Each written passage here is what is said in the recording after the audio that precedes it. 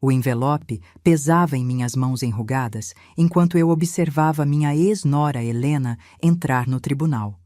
Depois de 17 anos de ausência completa, ela apareceu subitamente exigindo a guarda dos meus netos trigêmeos. Meu coração martelava contra as costelas enquanto eu pensava nos documentos dentro do envelope. Provas meticulosamente guardadas de seu abandono, que agora serviriam como minha defesa. Mas antes de continuar contando minha história, confira se você já está inscrito no canal e escreva nos comentários de onde você está assistindo este vídeo. Adoramos saber até onde nossas histórias estão chegando. Aos 65 anos, nunca imaginei que estaria enfrentando uma batalha judicial pela custódia dos meninos que criei desde os 2 anos de idade. Agora, prestes a completarem 19 anos, eles mal reconheceram a mulher elegante que se aproximou do juiz com a confiança de quem nunca cometeu erro algum na vida.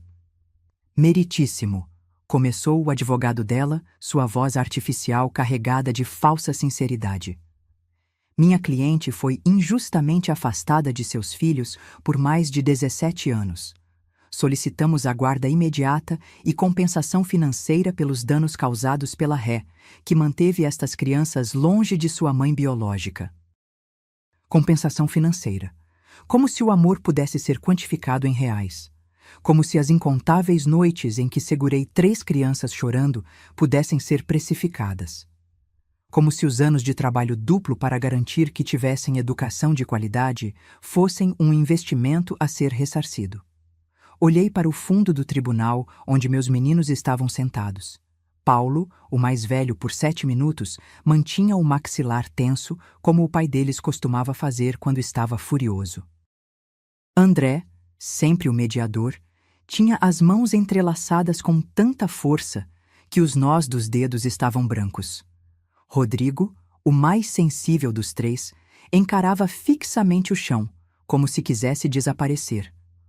O juiz Monteiro, um homem com décadas de experiência estampadas nas linhas profundas de seu rosto, inclinou-se para a frente. Senhora Martins, a senhora tem cuidado dessas crianças desde que tinham 2 anos, correto? Sim, meritíssimo, respondi, minha voz estranhamente firme, apesar do turbilhão de emoções. E durante este período, o juiz continuou, folheando os documentos iniciais, a mãe biológica manteve contato regular? Antes que eu pudesse responder, o advogado dela interveio. Meritíssimo, minha cliente sofria de depressão pós-parto severa, agravada por transtorno de ansiedade. Ela precisava de tempo para recuperar sua saúde mental. Isso não invalida seus direitos maternos. Depressão pós-parto. A justificativa soava como uma ofensa àquelas que realmente sofrem com a condição. Como se explicasse abandonar 3 bebês que choraram por meses chamando pela mãe. Crianças que escondiam biscoitos debaixo do colchão, temendo não ter o que comer no dia seguinte. Pequenos que estremeciam a cada barulho, incapazes de distinguir entre passos que poderiam trazer a mãe de volta ou levá-la embora definitivamente. Senhora Martins. A voz do juiz me trouxe de volta ao presente. A senhora possui documentação de sua tutela legal? Era meu momento. Levantei-me devagar, sentindo o peso dos anos nas minhas articulações. Sim, meritíssimo, mas gostaria de apresentar outras evidências primeiro, se o senhor permitir. Caminhei até a frente da sala, sentindo o olhar de Helena queimando em minhas costas.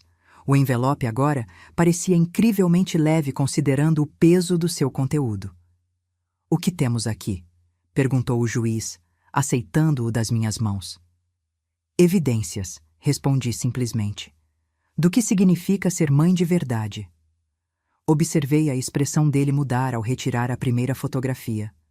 O primeiro dia de escola de Paulo, seu sorriso banguela enquanto segurava a lancheira nova. André, recebendo o troféu da Feira de Ciências, lágrimas de alegria escorrendo pelo rosto de 6 anos. Rodrigo, aos 7, com os braços ao redor do meu pescoço, depois de andar de bicicleta sem rodinhas pela primeira vez. Mas não eram apenas fotografias.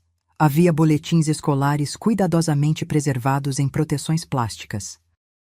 Cada anotação de reunião com professores que eu havia feito, autorizações para excursões assinadas com minha letra cuidadosa, registros médicos mostrando meu nome como contato de emergência, a guardiã legal, a única que segurou suas mãos durante fraturas e noites de febre alta. Senhora Martins, há quanto tempo a senhora compila estes registros? O juiz perguntou, folheando os documentos com crescente seriedade. 17 anos, respondi. Cada evento escolar, cada aniversário para o qual eles não foram convidados, porque seus colegas não sabiam onde a mãe deles estava. Cada manhã de Natal, quando perguntavam por que ela não ligava. Cada dia dos pais, quando faziam cartões para o avô, meu falecido marido, porque precisavam de uma figura paterna e ele era tudo o que tinham até o câncer levá-lo a 7 anos.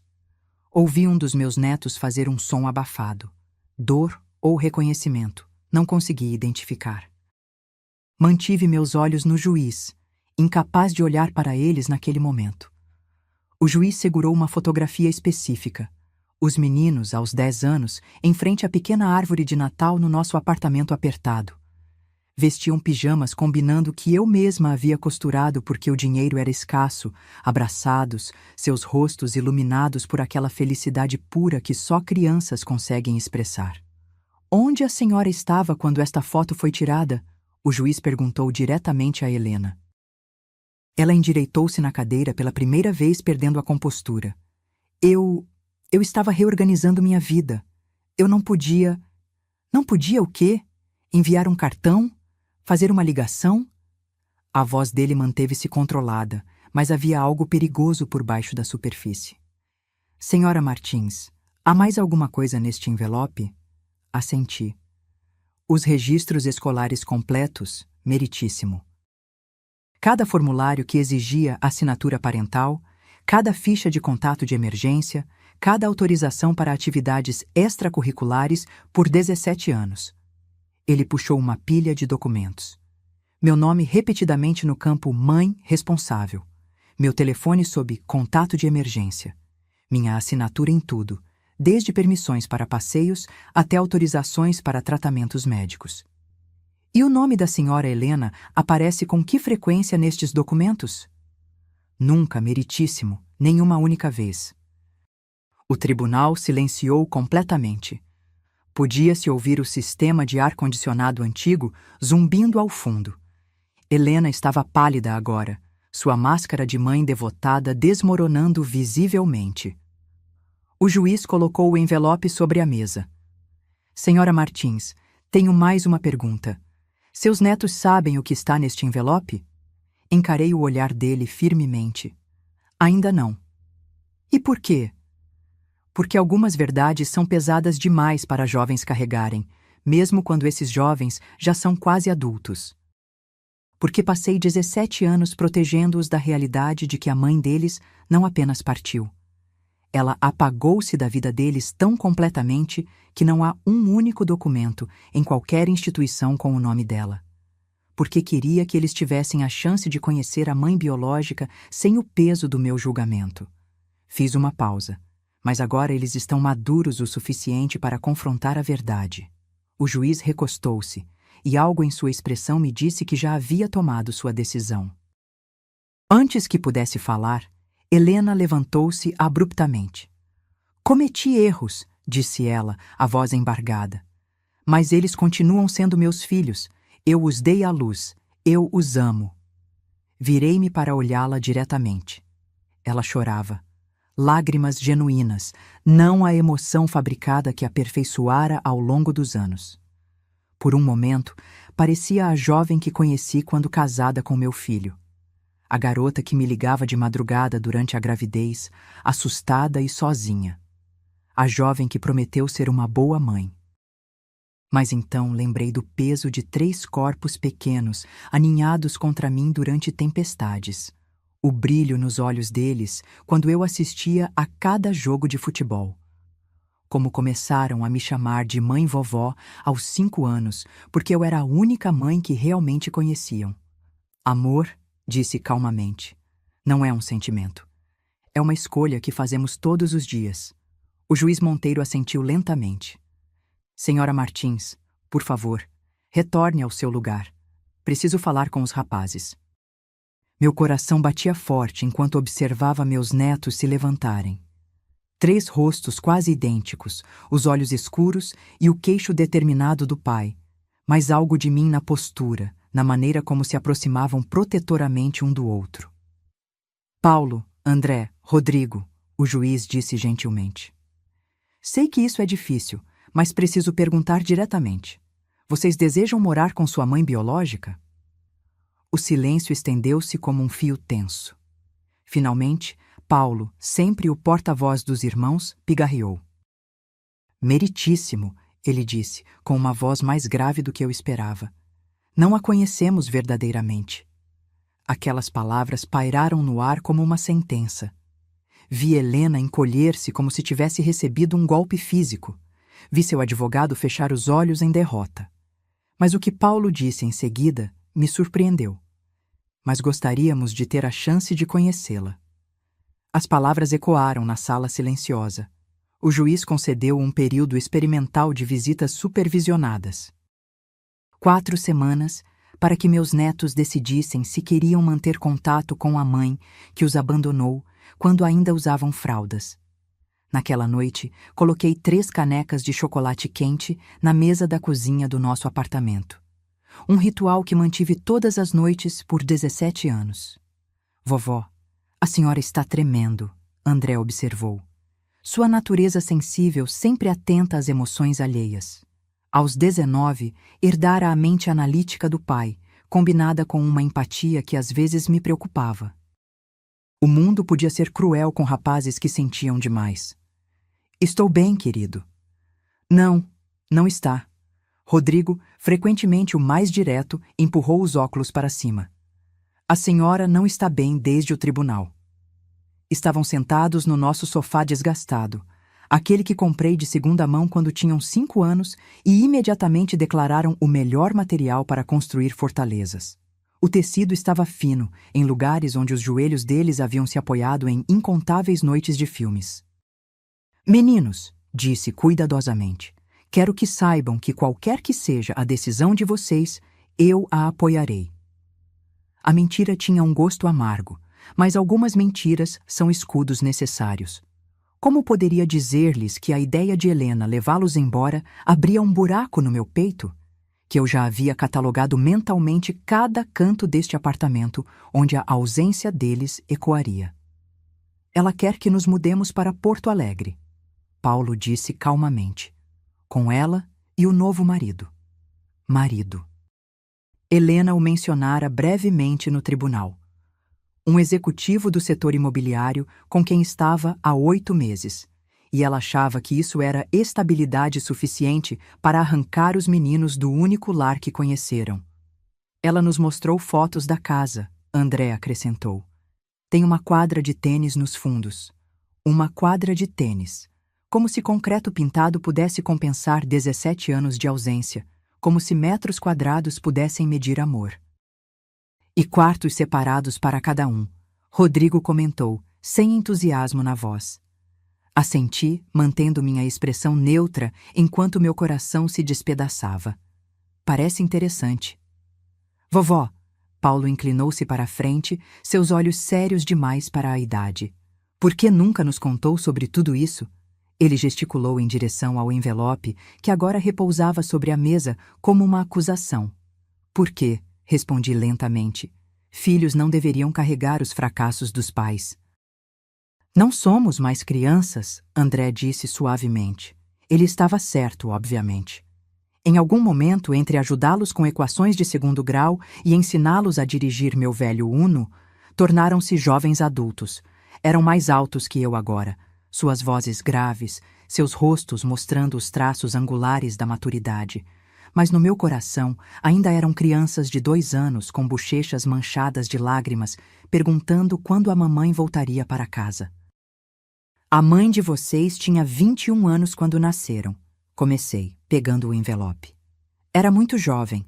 O pai de vocês, meu filho, estava em missão humanitária no exterior. Ela ficou sozinha com 3 bebês, e eu falhei com ela. As palavras saíram quebradas, como vidro sob pressão. Nunca havia admitido isso em voz alta, nem para mim mesma.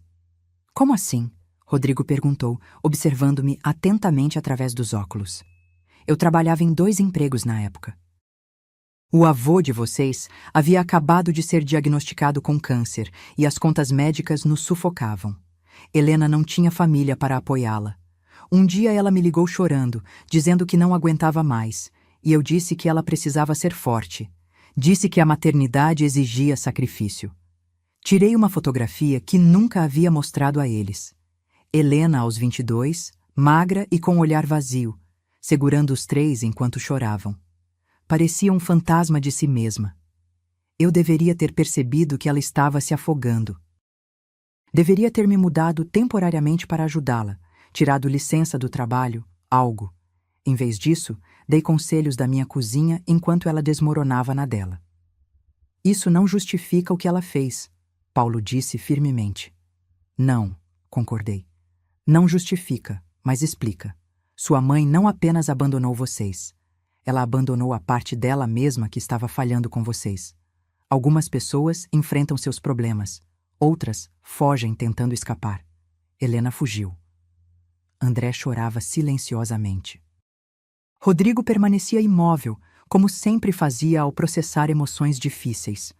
O maxilar de Paulo estava tenso, mãos fechadas em punhos. Então por que voltar agora? Paulo questionou. Por que processar a senhora por custódia indevida? Esta era a parte que eu esperava evitar, mas eles mereciam a verdade. Peguei uma pasta que havia guardado separadamente do resto, documentos legais recebidos no mês anterior. O pai de vocês tinha um seguro de vida substancial.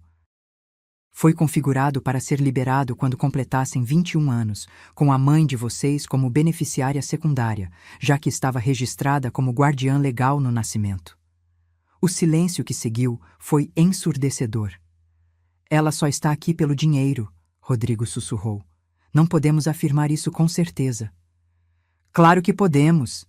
Paulo levantou-se abruptamente, caminhando até a janela que dava para o pequeno quintal onde ensinei-os a andar de bicicleta. O momento não é coincidência, é? Completaremos 21 daqui a 2 anos. 2 anos. O número pairou entre nós como um cronômetro regressivo. Tem mais uma coisa, disse, odiando-me pelo que estava prestes a revelar.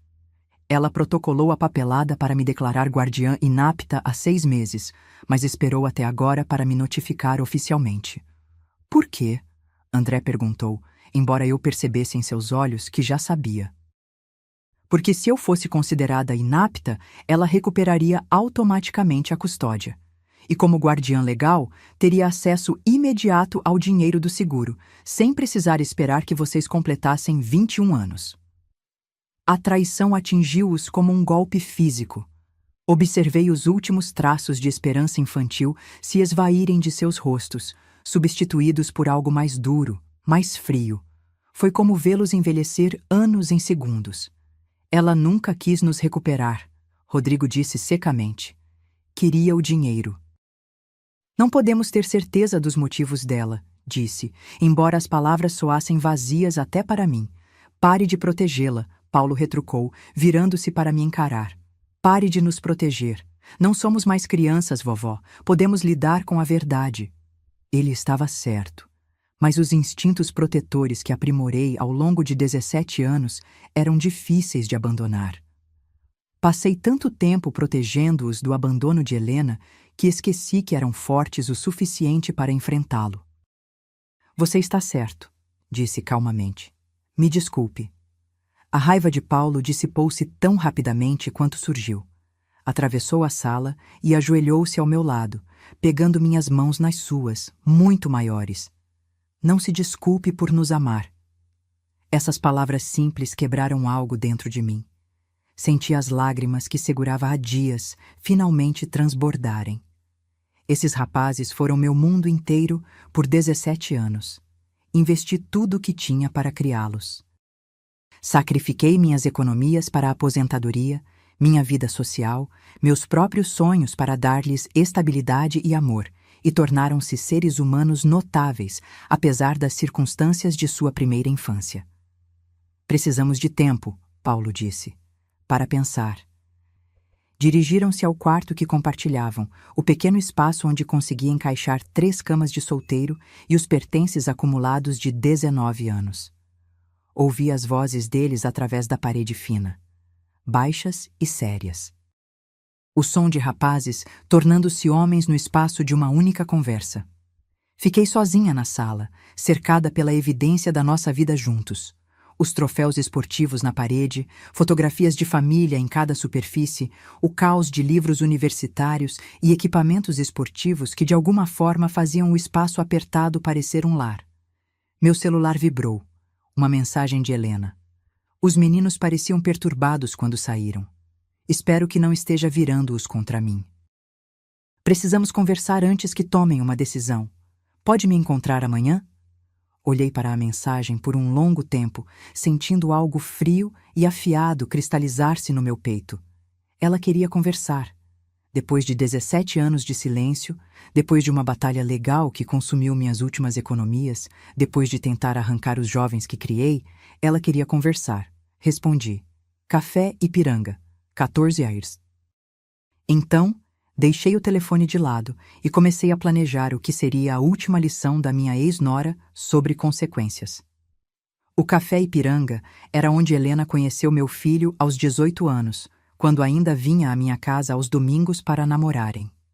Escolhi deliberadamente, querendo que ela se lembrasse de quem era antes que a ambição transformasse seu coração em algo irreconhecível. Cheguei cedo, escolhendo a mesa do canto. Pontualmente às 14 horas, Helena entrou usando um casaco bege que provavelmente custou mais do que eu gastava em 3 meses de supermercado. Sempre foi bonita, mas havia algo artificial nela agora, como uma fotografia excessivamente editada.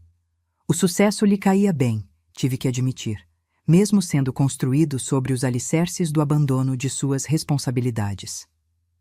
Senhora Martins, ela disse, deslizando para o assento à minha frente. A formalidade soava ensaiada. Helena. Mantive minha voz neutra, estudando seu rosto. Aos 40, ainda parecia jovem, mas havia linhas ao redor dos olhos que a maquiagem não conseguia disfarçar. Culpa, talvez, ou, simplesmente, a passagem natural do tempo. Ela pediu um café com leite vegetal. Claro que pediu, enquanto fiquei com café preto. Algumas coisas nunca mudam. Os meninos parecem confusos. Ela começou assim que o garçom saiu. Posso perceber que você encheu a cabeça deles com sua versão dos acontecimentos. Ah, como se houvesse múltiplas interpretações do abandono, como se a verdade fosse negociável. Contei-lhes os fatos, disse calmamente. Nada mais.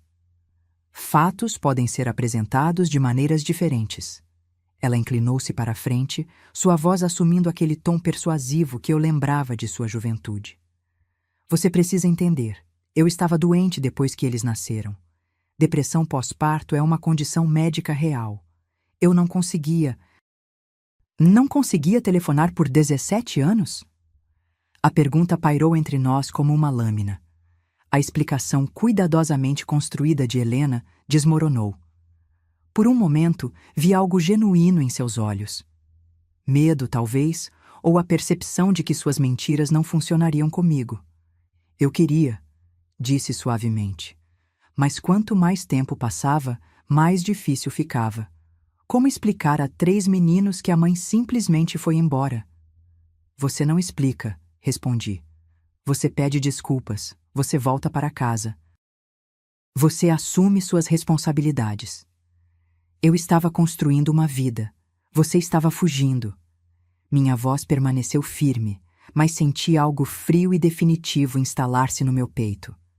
E agora está de volta, porque a vida que construiu precisa de financiamento. O rosto de Helena enrubesceu. Isso não é sobre dinheiro. Peguei na minha bolsa uma pasta preparada naquela manhã. Impressões de redes sociais, registros públicos, tudo o que pesquisei após a audiência. Espalhei-os sobre a pequena mesa como cartas, revelando um futuro amargo. A empresa do seu marido está sob investigação por sonegação fiscal, disse casualmente. Os bens dele estão bloqueados judicialmente. Você tem vivido em uma casa que não pode pagar com cartões de crédito no limite. Seu carro de luxo está atrasado 3 parcelas. Helena olhou para os papéis, empalidecendo. Como você... Posso ser idosa, mas não sou ingênua. Apontei para um dos documentos. Você entrou com pedido de proteção contra a falência há 2 meses, na mesma semana em que me notificou sobre o processo de custódia. O café fervilhava ao nosso redor, o burburinho alegre dos outros clientes formando uma trilha sonora surreal para nosso confronto. O café de Helena permaneceu intocado, a espuma dissolvendo-se em uma mancha bege. Mesmo que isso fosse verdade, ela disse, recompondo-se, não muda o fato de que eles são meus filhos. Tenho direitos. Direitos? Saboreei a palavra como algo estragado. Diga-me, Helena, que direitos eles tinham? O direito a uma mãe presente, o direito a cartões de aniversário, o direito de saber que eram amados. Cometi erros. Você fez escolhas. Recolhi os papéis cuidadosamente. Todos os dias, por 17 anos, escolheu não telefonar, não enviar uma carta, não perguntar como estavam. Pensei que estariam melhor sem mim. Não, você pensou que estaria melhor sem eles. A precisão da afirmação atingiu-a como um golpe físico. Observei sua compostura quebrar-se, a máscara cair o suficiente para revelar a jovem egoísta que sempre espreitou sob a superfície polida da minha ex-nora. O que quer de mim? Ela sussurrou. Quero que desapareça. Não posso fazer isso. Preciso do dinheiro do seguro. Sim, eu sei. Recostei-me na cadeira, estudando seu rosto. Eis o que vai acontecer. Você retirará sua petição de custódia. Voltará para Porto Alegre e dirá ao seu marido que o dinheiro não virá e deixará meus netos em paz. E se eu não fizer isso? Este era o momento para o qual me preparei. A culminação de noites sem dormir, pesquisando, planejando, preparando-me para a batalha. Peguei na bolsa novamente e retirei uma pasta diferente. Esta, mais volumosa, mais substancial. Então vou destruí-la. Helena riu, um som de vidro quebrando. Com o quê? Você é uma senhora de 65 anos vivendo em um apartamento simples. O que possivelmente poderia... Abri a pasta e comecei a espalhar fotografias. Não os momentos familiares doces do envelope que mostrei ao juiz, mas algo completamente diferente. Capturas de tela de postagens em redes sociais, extratos bancários, recibos de hotéis, tudo obtido por um investigador particular que contratei com minhas últimas economias. Esta é você em Fernando de Noronha no inverno passado, disse casualmente, apontando para uma foto de Helena em um iate, taça de champanhe erguida em celebração. Na mesma semana em que André estava hospitalizado com pneumonia grave. Liguei para todos os números que tinha. Você nunca atendeu. O rosto de Helena empalideceu completamente.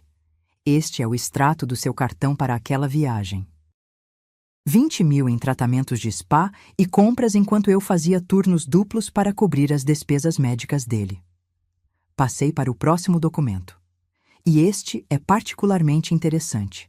Sua certidão de casamento com Roberto Menezes, datada de 5 anos atrás. Aparentemente você está casada há muito mais tempo do que admitiu, não apenas um relacionamento recente. Como você... Registros públicos. É impressionante o que se encontra quando realmente se dedica a procurar. Espalhei mais papéis. Seu marido, Roberto, é quem está sob investigação fiscal, sonegação, lavagem de dinheiro, evasão de divisas, o tipo de acusações que resultam em anos de prisão. Helena tremia agora, mãos pressionadas contra a mesa. — O que você quer? Perguntou, sua voz um sussurro derrotado. Quero que entenda algo muito claramente, disse, minha voz caindo para pouco mais que um murmúrio. Esses rapazes foram meu mundo inteiro por 17 anos. Sacrifiquei tudo. Minhas economias, minha aposentadoria, minha saúde, minha vida social, para dar-lhes a estabilidade que você não proporcionou. Não permitirei que volte às vidas deles e os destrua por dinheiro. Eles disseram que queriam tentar, respondeu, agarrando-se a um último fio de esperança. Disseram isso porque são bons rapazes com corações generosos que ainda esperam em algum lugar profundo que a mãe possa realmente amá-los. Comecei a recolher os documentos. Mas você e eu sabemos que não é por isso que está aqui. Você não pode provar. Posso provar tudo isso. Fechei a pasta com um estalo. Sua situação financeira, seu casamento, sua completa ausência nas vidas deles até tornar-se financeiramente vantajoso retornar. Tenho documentação de cada mentira que contou no tribunal. Helena me olhou como se me visse pela primeira vez. Você não é a mesma pessoa que conheci. Não, concordei. Aquela mulher era confiante demais, perdoadora demais, disposta demais a acreditar que as pessoas podiam mudar. Levantei-me, ajeitando minha bolsa no ombro. A mulher à sua frente foi forjada por 17 anos, colocando 3 crianças na cama todas as noites, enquanto perguntavam por que a mãe não as amava o suficiente para ficar. Eu os amo. Amor não é um sentimento, Helena. Amor é presença. Amor é sacrifício. Amor é colocar as necessidades de outra pessoa acima das suas. Mesmo quando é difícil. Especialmente quando é difícil. Olhei para ela, esta estranha que compartilhava laços familiares comigo, mas nenhum dos meus valores. Você não sabe o que é amor. Virei-me para sair, mas sua voz me deteve. E se eu lutar contra você? E se levar isso a julgamento completo? Voltei-me e algo na minha expressão deve tê-la assustado, porque ela recuou na cadeira. Então, levarei tudo para o molde da imprensa. As crianças abandonadas, a mãe desaparecida que retornou por dinheiro, o marido criminoso, a falência iminente, tudo. E quando sua reputação estiver destruída, seu marido na prisão e você não tiver mais nada, garantirei que os rapazes saibam exatamente que tipo de pessoa você realmente é. Você não faria isso com eles. Tente. Saí do café para o ar fresco da tarde, deixando Helena sentada sozinha entre as ruínas de suas mentiras. Minhas mãos estavam firmes agora, meu propósito claro. Ela teve 17 anos para provar que era uma mãe. Agora tinha 17 horas para provar que era inteligente o suficiente para desaparecer. Enquanto dirigia para casa, sabia com fria certeza que ela não sairia em silêncio. Pessoas como Helena nunca saem. Sempre precisam pressionar, testar limites, ver quanto podem extrair antes que o mundo finalmente diga não. Felizmente, eu estava preparada para qualquer cenário. A ligação chegou às 7h12 da manhã seguinte, arrancando-me do primeiro sono decente que tive em semanas. Atendi o telefone, meu coração imediatamente acelerando com o pânico que acompanha 19 anos sendo o contato de emergência para 3 rapazes ativos. Senhora Martins? A voz era profissional, direta. Aqui é a delegada Luciana Ribeiro, da Polícia Federal. Estou ligando sobre Helena Menezes. O tom formal me disse tudo o que precisava saber antes que ela continuasse. Sentei-me na cama, meus pés descalços encontrando o piso frio. O que aconteceu? Ela foi detida ontem à noite por acusações relacionadas ao caso federal do marido. Sonegação fiscal, conspiração, lavagem de dinheiro. Ela está solicitando que a senhora entre em contato com o advogado dela. Fechei os olhos, sentindo algo que não era bem satisfação se instalar no meu peito, mas como inevitabilidade, como ver desmoronar uma casa construída sobre areia desde o início. Senhora Martins, está me ouvindo? Estou aqui. Caminhei até minha janela, observando o pequeno jardim onde meus netos costumavam brincar. Delegada, preciso que entenda algo. Minha ex-nora e eu estamos afastadas. Não tenho intenção de contatar o advogado dela ou fornecer qualquer tipo de assistência. Houve uma pausa. Ela disse que a senhora responderia assim. Pediu para informar que está disposta a assinar os papéis de renúncia à custódia em troca de representação legal. A audácia era impressionante.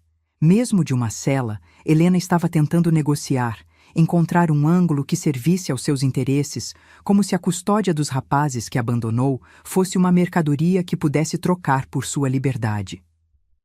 Diga à minha ex-nora, respondi cuidadosamente, que entrarei em contato. Desliguei e sentei-me no silêncio do meu pequeno apartamento, observando partículas de poeira dançarem na luz matinal. Através das paredes finas, podia ouvir meus netos se movimentando, os sons familiares de 3 jovens se preparando para o dia, o murmúrio suave de André enquanto tomava banho, as reclamações baixas de Rodrigo sobre seu trabalho de estatística, os movimentos cuidadosos de Paulo tentando não perturbar os irmãos. Eles ainda não sabiam. Em algumas horas, seus celulares começariam a vibrar com alertas de notícias, notificações de redes sociais, a avalanche digital que segue qualquer escândalo envolvendo dinheiro e traição. Os colegas de faculdade veriam a foto da mãe deles nos jornais online. Os professores olhariam para eles com aquela mistura particular de pena e curiosidade, reservada para filhos de pessoas acusadas de crimes. Eu precisava contar-lhes primeiro. Meninos, chamei suavemente, batendo na porta do quarto. Podem vir aqui? Precisamos conversar. Eles emergiram em vários estágios de prontidão. Paulo completamente vestido para a faculdade, André de moletom e camiseta, Rodrigo com o cabelo desgrenhado em ângulos impossíveis. Um único olhar para meu rosto lhes disse que não se tratava de tarefas domésticas ou horários. Sentem-se, pedi gentilmente. Acomodaram-se no sofá.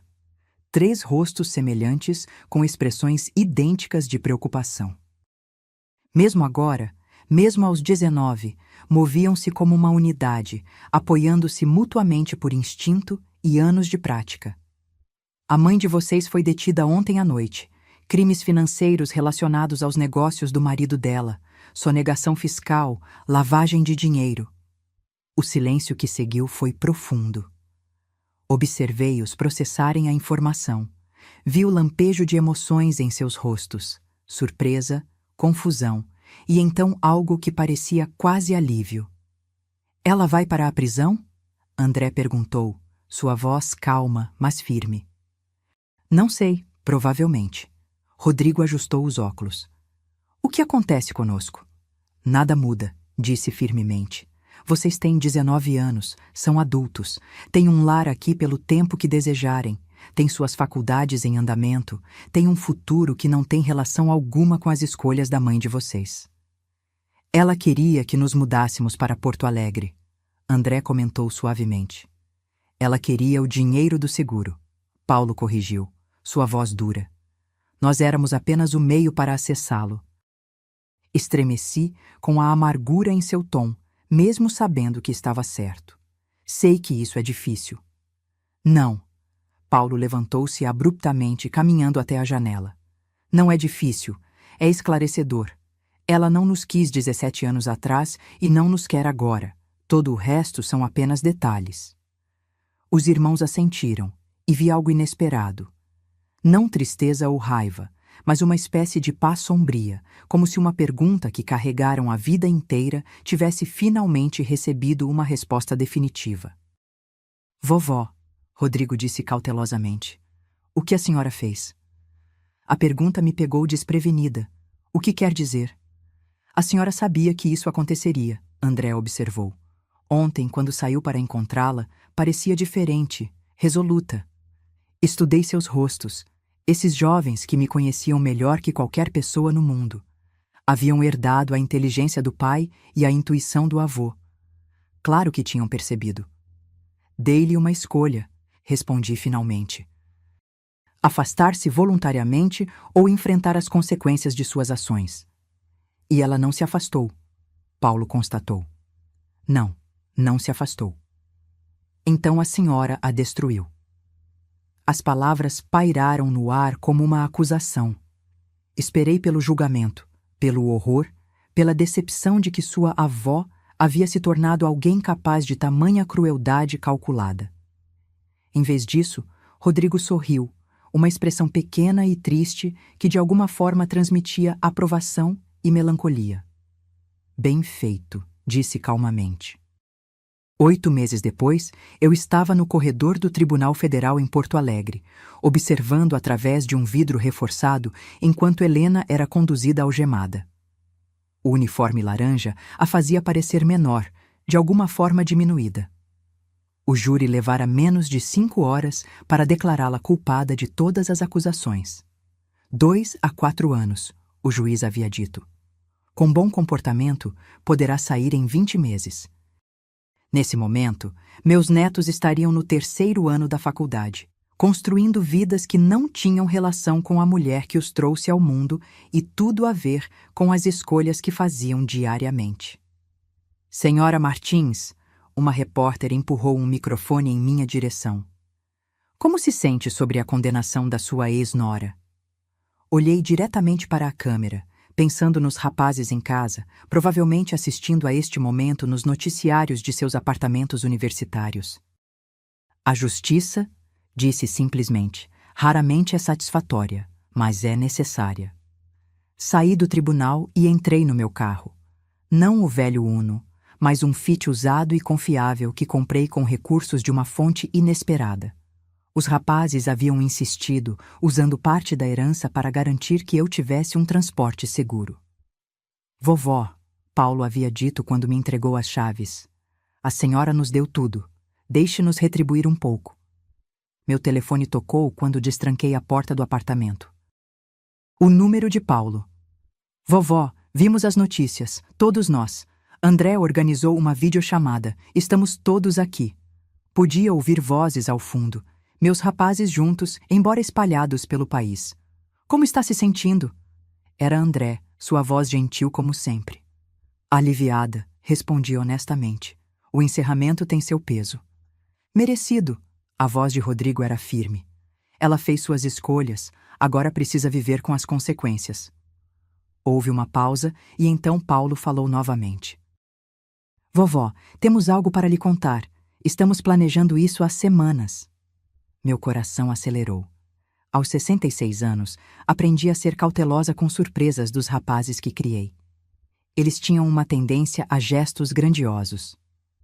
Todos voltaremos para casa nas férias de julho, André disse. Mas essa não é a surpresa. Fizemos uma oferta por uma casa, Rodrigo anunciou. 3 quartos, 2 banheiros, uma cozinha espaçosa, onde podemos todos cozinhar juntos. Afundei na minha poltrona. Aquela que testemunhou incontáveis sessões de estudo e conversas noturnas. Meninos, a casa está no nome da senhora, Paulo interrompeu. Totalmente quitada. Usamos parte da herança. E antes que discuta, lembre-se que o seguro do papai era para garantir nosso futuro. Nosso futuro inclui a senhora, vovó. Sempre incluiu. Lágrimas inesperadas começaram a escorrer pelo meu rosto. Vocês não podem simplesmente... Já fizemos, André disse gentilmente. A escritura será assinada no próximo mês. Estaremos todos em casa para as férias de julho para ajudá-la na mudança. Nossas faculdades estão garantidas, Rodrigo acrescentou. Separamos o suficiente para mensalidades, moradia, tudo. O dinheiro da casa é à parte. Planejamos cuidadosamente, vovó. Aprendemos com a melhor. Pensei em todos os sacrifícios que fiz ao longo dos anos. As refeições adiadas para que eles pudessem comer, as roupas de brechó para que pudessem ter material escolar novo, a poupança esgotada que financiou seus sonhos. Eles haviam observado, aprendido, compreendido o verdadeiro significado de família. Mais uma coisa, André disse suavemente. Conversamos e queremos mudar legalmente nossos sobrenomes para Martins, o sobrenome da senhora. O silêncio estendeu-se entre nós, carregado com 17 anos de história compartilhada. Eles estavam me honrando da maneira mais profunda possível, reivindicando-me como mãe, assim como já haviam me reivindicado em seus corações. Tem certeza? Sussurrei. Nunca tivemos tanta certeza de nada. Paulo disse firmemente. A senhora é nossa mãe em todos os sentidos que importam. É hora de os documentos refletirem essa realidade. Fechei os olhos, sobrecarregada pela completude deste momento. Helena havia perdido tudo: sua liberdade, seu dinheiro, seus filhos, sua dignidade. E ao perder tudo, inadvertidamente me deu o maior presente possível: a certeza absoluta de que os rapazes que criei sabiam diferenciar entre a mulher que os trouxe ao mundo e a mulher que verdadeiramente os amou. 3 meses depois, eu estava na cozinha da nossa nova casa, um espaço acolhedor com bancadas de granito e janelas que davam para um pequeno pomar onde já planejava cultivar hortaliças. Os rapazes estavam em casa para as férias de julho, enchendo o ambiente com risos e o tipo particular de barulho amoroso que só a família consegue criar. Paulo estava à mesa da cozinha, com o laptop aberto, trabalhando em um artigo sobre abandono parental e avós que preenchem esse vazio. André ensinava Rodrigo a fazer o famoso risoto do avô deles, suas cabeças inclinadas sobre o fogão enquanto trabalhavam juntos. A cena fez meu coração transbordar de alegria. Continuidade, tradição, amor passado de geração a geração. Meu celular vibrou com uma mensagem de número desconhecido. Contra meu melhor julgamento, abria. Por favor, sei que não mereço perdão, mas preciso tentar reconstruir pontes. Os rapazes ainda são meus filhos. Helena. Ela havia encontrado uma maneira de me contatar da prisão. A audácia era impressionante, mesmo agora. Mostrei a mensagem a Paulo, que a leu com a mesma análise fria que aplicava ao seu trabalho de pesquisa acadêmica. "O que quer fazer?" ele perguntou.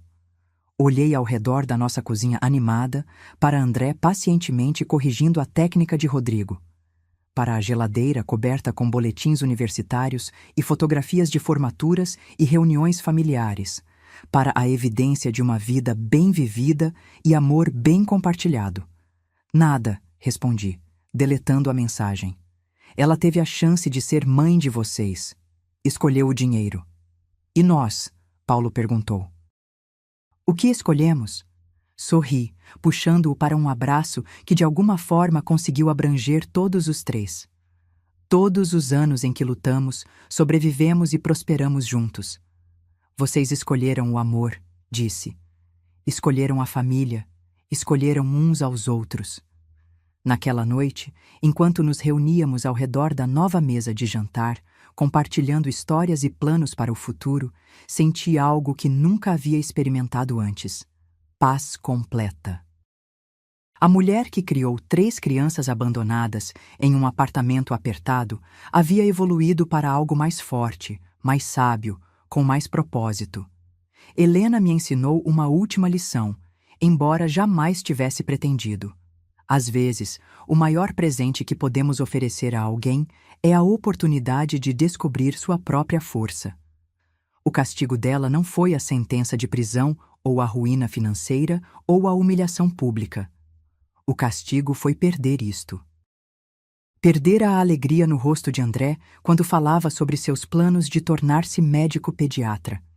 Perder o entusiasmo de Rodrigo sobre seu projeto de tecnologia assistiva para crianças com deficiência. Perder os argumentos apaixonados de Paulo sobre justiça social durante nossas conversas ao jantar. O castigo foi a ausência de amor, o vazio onde a família deveria estar, o silêncio onde o riso poderia ter ecoado. Ela trocou tudo que importava por dinheiro que não conseguiu manter. E ao fazer isso, deu-me o maior presente, a certeza inabalável de que eu era exatamente a mãe que esses rapazes precisavam. A justiça, percebi, nem sempre é sobre punição. Às vezes, é simplesmente escolher o amor quando outros escolhem o egoísmo, escolher o sacrifício quando outros escolhem a conveniência, escolher permanecer quando outros escolhem fugir. Os rapazes eram meus agora, completamente e para sempre, e eu era deles. Isso era justiça. Isso era família. Enquanto observava meus 3 netos, meus 3 filhos, rindo juntos ao prepararem a sobremesa, soube que havíamos construído algo que Helena nunca poderia compreender. Não era sobre biologia ou documentos legais, era sobre escolhas diárias, sacrifícios constantes e amor incondicional. Era sobre estar presente, todos os dias, mesmo quando era difícil, especialmente quando era difícil. Este era o verdadeiro significado de família. Agora, se você gostou dessa história, já clica nesse próximo vídeo que está aparecendo na tela, porque nele há história de traição e reviravolta como você nunca viu antes.